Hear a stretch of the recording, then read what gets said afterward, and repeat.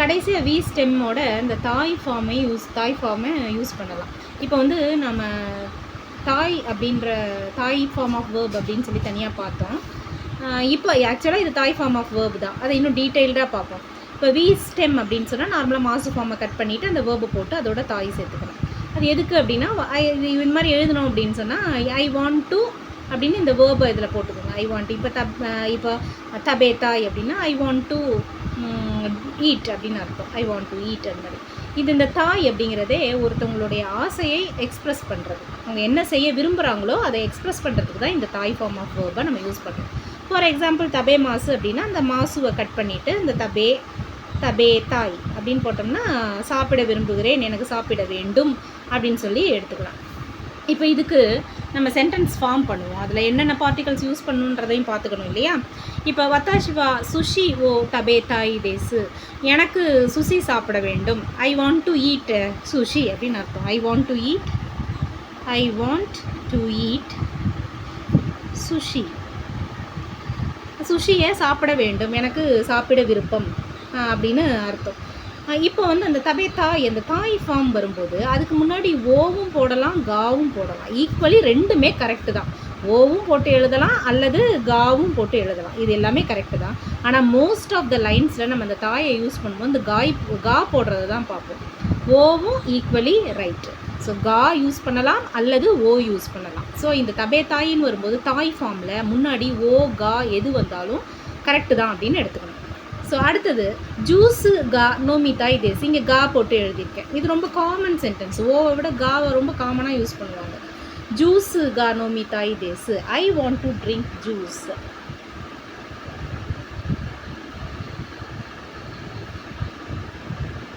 இது எனக்கு இப்போது ஜூஸ் சாப்பிட வேண்டும், எனக்கு ஜூஸ் சாப்பிட இப்போதைக்கு விருப்பம் அப்படின்னு சொல்கிறது இது.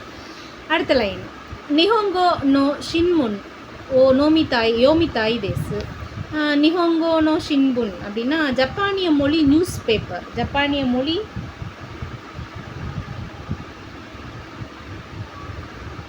செய்தித்தாள் நியூஸ் பேப்பர். ஓ யோமி தாய் தேசு வாசிக்க வேண்டும், வாசிக்க விருப்பம், எனக்குன்னு தான் அர்த்தம். இந்த தாய் ஃபார்ம் அப்படின்னு யூஸ் பண்ணும்போது நமக்கு உள்ளதை விருப்பத்தை சொல்கிறதுக்கு தான் இந்த தாய் யூஸ் பண்ணுவோம். அடுத்தவங்க விருப்பத்தை சொல்ல யூஸ் பண்ண மாட்டோம். இப்போ இந்த தாய் அப்படிங்கிறத அட்ஜெக்டிவ் மாதிரி உபயோகப்படுத்த வேண்டியது தான். இப்போ அட்ஜெக்டிவில் வந்து இந்த ப்ரெசண்ட்டில் பாசிட்டிவ் சென்டென்ஸ், நெகட்டிவ் சென்டென்ஸ், பாஸ்ட்லேயும் பாசிட்டிவ் நெகட்டிவ், அதுலலாம் அந்த வார்த்தை எப்படி மாறுது அப்படின்னு. இப்போது தாய் அந்த வேர்போட அந்த மாசு ஃபார்ம் ஸ்டெம் இங்கே எழுதி அதை தாய் தேசு. ஃபார் எக்ஸாம்பிள் இங்கே பார்த்தா நோமி மாசில் இந்த மாசுவை கட் பண்ணிவிட்டு இந்த நோமி அப்படிங்கிற அதை வச்சுக்குவோம். அதை வச்சுக்கிட்டு அந்த ஸ்டெம்மை வச்சுக்கிட்டு அந்த நோமி தாய் தேசு அப்படின்னு. இதுக்கு வந்து எனக்கு இது வந்து சாப்பிட இது குடிக்க விருப்பம் அப்படின்னு அர்த்தம். குடிக்க விருப்பம் இல்லை அப்படின்னு சொல்கிறதுக்கு என்ன பண்ணணும்? இது வந்து நெகட்டிவில் சொல்லணும் அப்படின்னா தாக்கு நாய் தேசு. அந்த ஈயை வந்து கூவாக மாற்றணும். கூ போட்டு நாயினா இல்லை, தாக்குனாய் தேசு, நோமி தாக்குனாய் தேசு அப்படின்னு எழுதணும். எனக்கு குடிக்க எனக்கு குடிக்க வேண்டாம், எனக்கு குடிக்க விருப்பம் இல்லை அப்படின்னு இப்போ ப்ரெசண்ட்டில் சொல்கிறதுக்கு. இதுவே பாஸ்ட் டென்ஸ்க்கு வருவோம். இப்போ பாஸ்ட் டென்ஸ்க்கு வந்துட்டோம் அப்படின்னு சொன்னால் அதோட அஃபர்மேட்டிவ் பாசிட்டிவ். எனக்கு குடிக்க விருப்பமாக இருந்தது அப்படின்னு சொன்னால் எப்படி பண்ணணும் அப்படின்னா அந்த தாக்கத்தான்னு எழுதினாங்க. நோமி தாக்கத்தா தேசு, எனக்கு குடிக்க விருப்பமாக இருந்தது. அதுவே நெகட்டிவில் எனக்கு அப்போ குடிக்க விருப்பம் இல்லை, அப்போது அப்படின்னா முன்னாடி, இதற்கு முன்பு பாஸ்ட்டில் விருப்பம் இல்லை அப்படின்னா தாக்குனா கத்தா தேசு.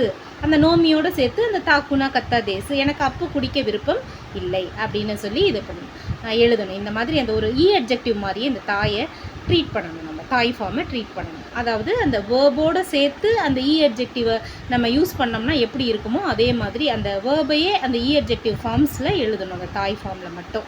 ஸோ இதை யூஸ் பண்ணி இப்போ நம்ம சென்டென்ஸ் நம்ம ஃப்ரேம் பண்ணுவோம். இப்போ பார்த்தா வத்தாஷிவா நிஹோன் இக்கிதா கத்தா தேசு. நான் ஜப்பானுக்கு போக விரும்பினேன். தாக்கத்தா அப்படின்னா பாஸ்ட் டென்ஸ். பாஸ்ட்டில் affirmative positive sentence. So I wanted to go to Japan. நான்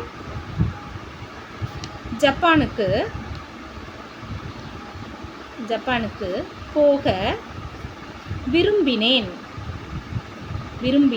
ஐ wanted to go to Japan. இது சிம்பிளாக எழுதியிருக்கேன். இப்போ இந்த சென்டென்ஸ் எடுத்துக்கோங்களேன். 2 இதை எடுத்துப்போம். அந்த தாய், தாக்கத்தா, அந்த இதெல்லாம் சேர்த்து எழுதுகிற மாதிரி எடுத்துப்போம். கெசாவா கோஹிகா நோமி தாக்குன கத்தா தேசுகா இமாவா நோமி தா தேசு. கெசா அப்படின்னா இன்று காலைன்னு அர்த்தம். அசானா காலை அப்படின்னு அர்த்தம். கெசானா இன்று காலை. இன்று காலை கோஹினா காஃபி நோமி தாக்குன கத்தா தேசு. எனக்கு அது குடிக்க வேண்டாம், எனக்கு குடிக்க விருப்பம் இல்லை. கா இங்கே வந்து ஆனால் அப்படின்னு யூஸ் பண்ணணும். இந்த கா வந்து ஆனால், பட் அப்படின்னு யூஸ் பண்ணணும். ஆனால் இப்போது குடிக்க விரும்புகிறேன். So I didn't want to drink coffee this morning but I want to drink now. எனக்கு அப்படின்னு அர்த்தம். நம்மளுக்கு வந்து இந்த தாய்ங்கிறதே ஃபஸ்ட் பர்சன், நம்மளை பற்றி சொல்கிறதுக்கு மட்டும்தான். யார் பேசுகிறாங்களோ அவங்களுடைய விருப்பத்தை பற்றி சொல்கிறதுக்கு மட்டும்தான் இந்த தாய். அடுத்தவங்களோட விருப்பத்தை இதை சொல்லவே கூடாது. ஸோ இது கெசா அப்படின்னா திஸ் மார்னிங், இன்று காலை எனக்குன்னு எழுதிப்போமே. எனக்கு காஃபி குடிக்க விருப்பமில்லை. இன்று காலை, இன்றைக்கி சாயந்தரம் ஆயிடுச்சுன்னு வச்சுக்கோங்களேன். நான் இதை சொல்லும்போது சாயந்தரம் ஆயிடுச்சு அப்படின்னா காலையில் அப்படிங்கிறது பாஸ்ட்டில் நடந்தது. அப்போ பாஸ்ட்டில் நெகட்டிவ். நோமி தாக்கு ந கத்தா தேசு கா குடிக்க விருப்பமில்லை. ஆனால் கா அப்படிங்கிறத இங்கே இந்த இடத்துல காங்கிறது கோஹிகா அப்படிங்கிறது சப்ஜெக்ட் மார்க்கர். காஃபியை வந்து சப்ஜெக்டாக எடுத்துக்கிறோம். சப்ஜெக்ட் இது அதோட மார்க்கராக எடுத்துக்கிறோம். இங்கே வரும்போது இந்த கா பட் அப்படின்னு ஆகிடும். ஆனால் அப்படின்னு வந்துடும். இமாவா நோமிதாய் தேசு ஆனால் இப்போது குடிக்க வேண்டும் இல்லைன்னா குடிக்க விருப்பம். இப்போ எனக்கு குடிக்க வேணும் போல் இருக்குது அப்படின்னு சொல்லலாம். அடுத்தது இப்போ இதில் வந்து இந்த தாக்குன கத்தா அப்படிங்கிற அந்த இதை நம்ம யூஸ் பண்ணியிருக்கோம். தாக்குன கத்தாங்கிறத யூஸ் பண்ணியிருக்கோம். தாயை யூஸ் பண்ணிட்டோம். இப்போ இது ரெண்டத்தையும் யூஸ் பண்ணி ஒரு சென்டென்ஸை ஃபார்ம் பண்ணுவோம். அதாவது எனக்கு விருப்பம் இல்லை, இப்போ விருப்பம் இல்லை அப்படின்னு அர்த்தம். ப்ரெசண்ட்டில் விருப்பம் இல்லை, முன்னாடி விருப்பமாக இருந்துச்சு. அதாவது பாஸ்ட்டில் பாசிட்டிவ். முன்னாடி விருப்பமாக இருந்தது, இப்போ விருப்பமாக இல்லை அப்படின்னு கொண்டு வந்து ஒரு சென்டென்ஸ் எழுதுவோம். கொதுமனோ தோக்கி வா கோயந்தே அசோபிதா கத்தா தேசு கா இமாவா அசோபிதா குனாய் தேசு. கொதுமனோ தோக்கி அப்படின்னா குழந்தையாக இருந்தபோது அப்படின்னு அர்த்தம். தோக்கி அப்படின்னா போது வென் அப்படின்னு அர்த்தம்.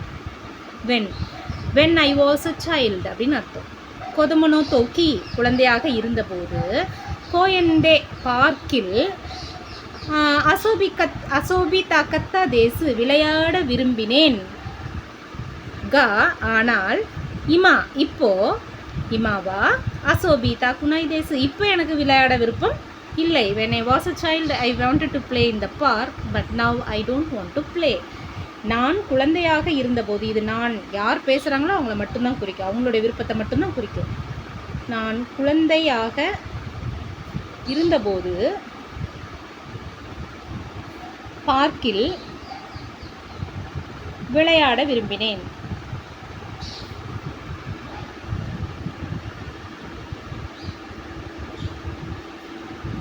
ஆனால் இப்போது விளையாட விருப்பமில்லை. அப்போ இதை நம்ம இந்த இதையும் யூஸ் பண்ணிட்டோம். தாக்கத்தா தாக்குனாய் அதையும் யூஸ் பண்ணி சென்டென்ஸை எழுதிட்டோம். ஸோ இப்போ இந்த வேர்பை அந்த தாய் சேரும்போது ஒரு அட்ஜெக்டிவாக உபயோகப்படுத்துகிறோம். பாஸ்ட்டுக்கு ப்ரெசண்ட்டுக்கு அதுலேயே பாசிட்டிவ் நெகட்டிவ் சென்டென்சஸாக ஃபார்ம் பண்ணுறதுக்கு யூஸ் பண்ணிக்கிட்டோம்.